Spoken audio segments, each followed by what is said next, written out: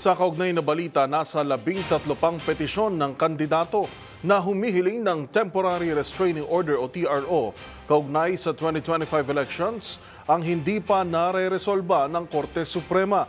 Ayon kay Supreme Court spokesperson Attorney Camille, mula October 9, 2024 hanggang sa kasalukuyan ay 25 petisyon mula sa mga idiniskwalipika at idirektarang nuisance candidates ng COMELEC ang humiling ng TRO.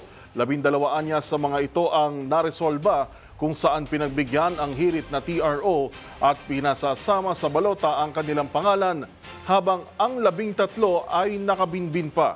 2 sa TRO ay inisyu ng SC kahapon, araw ng Martes, kung saan pinabura ng mga petisyon nina Francis Leo Marcos laban sa pagdeklara sa kanya ng nuisance candidate sa pagkasenador at Noel Rosal laban sa pagkansela sa COC nito sa pagkagobernador ng Albay.